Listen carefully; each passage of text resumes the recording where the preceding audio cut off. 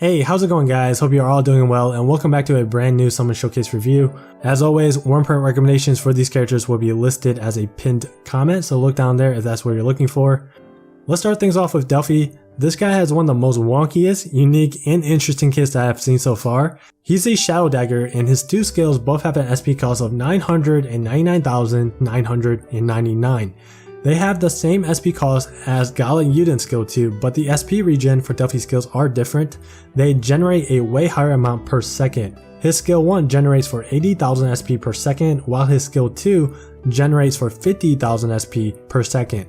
If you do the math, you'll find out that his skill 1 will be filled every 13 seconds, while his skill 2 becomes filled in 20 seconds. And yes, I forgot to mention this, but both his skills work just like Gala skill 2. They gradually regen SP over time. Let's go through their effects real quick. So his skill 1 deals 1 hit of 366% shell damage, very low damage, terrible damage mods. However, it creates a debuff zone that reduces the defense of enemies within the zone by 15% for 10 seconds. That effect right there is huge.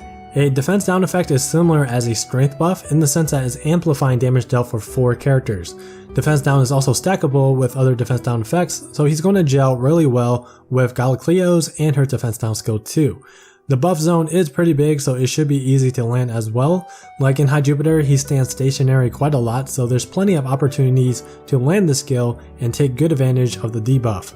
In Mercurial Gauntlet, Roy obviously doesn't move, so there shouldn't be any problems there.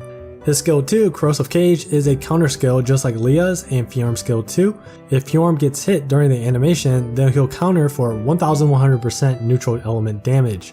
It does have bad base damage mods once again, only 1 hit of 499% shell damage, but it poisons for 300% damage every 2.9 seconds for 24 seconds.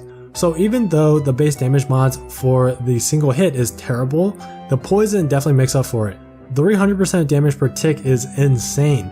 Musashi's and Luis's poison skill only ticks for about 50 to 60%. Delphi's is 5 to 6 times the amount. Over the 24 second duration, this poison will tick a total of 8 times, so that equates to about 2,400% poison damage just from a single skill 2 activation. Keep in mind that Adelphi is like the only dark character that afflicts poison, so he doesn't have to worry about enemies' poison resistance getting built up to 100%. Plus, his poison is, I guess you can call it quality over quantity, is a low spammable but yet high damage poison attack. The animation on his skill 2 is quite slow, but that doesn't really matter too much for Delphi. Usually having long animations is bad because it takes away time from normal attacking and generating SP on skills. Delphi's skills are all regen based and they regen even during skill animations, so having long animations have almost no negative impact towards his damage. A fun fact is that even in dragon form, regen based skills will gradually refill. So what this means is that Delphi can use both his skills, poison the enemy for 300% poison per tick, transform into Mirashiden, then afflict the enemy with bleed with the possibility of getting a crit bleed. Since Delphi is a dagger with a critical rate up ability, then when he's back in human form, both his skills are going to be close to being fully filled up again. That's the upside of having regen based skills. But the downside is that I think Delphi is kind of a high risk, high reward type of character. He's got 2 skills that you want to spam on cooldown every time.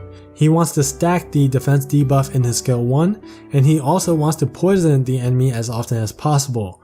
With that being said, his skills aren't reliable for iframing. He's gonna have to really rely on his dagger skill for that. However, fortunately enough, the notable endgame bosses right now being High Jupiter and Light Mercurial Gauntlet, you don't really have to iframe too much in those fights, so Delphi should be a-okay. Now his abilities are just as wonky. Poisonous Cage lowers Delphi's strength by 60% during quests. He basically becomes a wet noodle. Using his skill 1 will activate this ability, and when Poisonous Cage is active, Delphi's next 4 strike deals some damage and inflicts poison yet again, dealing 300% for 2.9 seconds for 24 seconds. The 60% strength reduction may seem like a big deal, but considering the fact that you probably mainly use Delphi for his poison stacks and his defense down, I don't really think that the strength reduction will affect his overall DPS that much at all.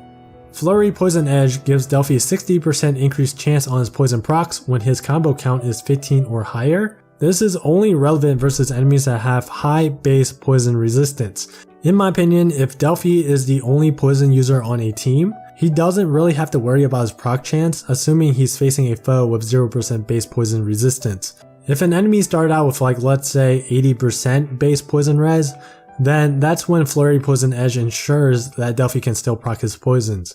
So when I first saw Delphi, I had negative impressions on him. I thought his unreliable ways to iframe could cause him a bit of trouble, but the more I thought about it, I don't think he'll have a problem. Also, I think his upsides outweigh the downsides of his kit.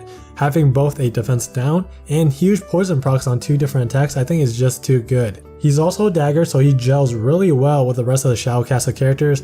Bleeders love crit chance, and he pairs very well with Galacleo. They can stack defense buffs together, and Gleo even gives Delphi a bit of health regen so that he can tank more damage with his counter skill. He's definitely a good Shadow Dagger. I think he's actually an above average character, lots of potential and great projections for the new upcoming Expert and Masters Dragon Trials. In Micro Gauntlet, I think he joins Gleo, Valentine's Ezolith, Elisan, and some others as one of those characters that can be used off element. Now let us move on to Cassandra. Her kit isn't as crazy as Delphi's, but she has a very fun kit nonetheless. So first off, her skills are very well costed and there's great synergy here. Her skill 1 deals 2 hits of 541% shadow damage and increases the user's max HP by 5% for the remainder of the quest. Then once the HP buffs reach the limit of 30%, it'll heal instead. Now the damage mods do seem pretty good. It's 1082% for the 2 hits, but the second hit seems very difficult to land judging from her gameplay in the trailer, so I'm a bit iffy on it. Now the HP increase effect plays a big part in her kit. Her skill 2, just like Delphi's, is a counter skill and it has base damage mods of 1 hit of 584% and 4 hits of 97% shadow damage. That's about 900 to 1000% total damage, excluding the neutral bonus damage of the counter attack. Her playstyle is basically face tanking stuff. She's gonna increase her max HP, face tank stuff with her counter attack, heal back up her skill 1, then counter again. Rinse and repeat. This is a playstyle that is not all around good, at least in my opinion, but it's got huge potential in single boss fights such as High Dragon Trials and other similar content. It is kind of weird for a ranged character to have a counter playstyle since ranged characters are squishier than melees, but at least Cassandra does have the HP increase effect in her skill 1 to kind of help her out. Abilities are Skill Prep and Resilient Offense. Again, I love her kit, very synergistic. Skill Prep allows her to use her skills immediately. If she needs a bit more HP to survive High Jupiter's Opening Blast, she can immediately get 5% extra with her skill 1. Now, Resilient Offense increases her strength by 10% for the remainder of the quest when the user's HP drops to 30%. This is a permanent buff, so that's really good. It's pretty much a free 10% strength increase during High Dragon Trials. So Cassandra is obviously not on par with Galacleo, but she's unique enough to stand out in my opinion. Again, she's not going to be all around good, but she will excel in certain contents in the game. I project her to be a good candidate to use for Expert and Masters High Jupiter because I'm assuming the health requirement for that fight is going to be very tight. With her skill 1 increasing her max HP, she's going to be one of the beefier ranged characters available. Patia is the 4-star unit of this banner. I'm just going to sum her up really quickly. Think of her as a defensive version of Botan. They both have a bleed effect, but Patia's bleed is in her skill 2 instead of skill 1, which does make it more difficult for her to stack bleed. Botan is a strength buffer while Patia is a defense buffer. Despite offense being the meta for everything, I do still think Patia has a spot and role for Expert and Masters High Jupiter. I think there's a good chance that the higher difficulty High Dragons may enforce us to utilize defensive buffs to survive certain attacks, so I would keep that in mind. Her abilities are Buff Time and Prime Devastation. Buff Time extends her defense buff by a few seconds. Prime Devastation grants crit rate to the controlled character, so preferably you want to use Patia as an AI ally. Alright, so for most content, Botan will still be preferred, but like I said earlier, I think Patia does have a place in the higher difficulty High Dragon Trials. The reason is because you can give her Chocolatiers and she's going to make it easier for the whole team to survive the opening blast. For now, I don't know if that will be needed, so we have to wait and see. Okay, last but not least is the new Shadow Dragon.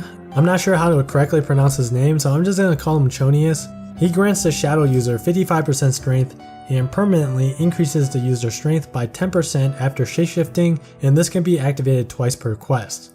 Basically, any dark character that can utilize Dragon Claws is going to want Chthonius. The only one that I can think of as of right now, like for sure, is Aldrich, since he's all about shapeshifting. For most of the other dark characters, Shinobi will still be best in slot. Regardless though, pure strength dragons are never bad. They are always going to be at least good for everybody, including for staff characters. However, I do think Merishiden is still better because of her skill and she has a much better dragon attack combo, but it also depends on the content and the character. And that's gonna be it for this video. Pretty solid banner, but I don't think anyone has Wyrmprint to really spend on this banner, so rest in pepperonis. But anyways, as always guys, thanks for watching, take care, and I'll see you guys in the next video.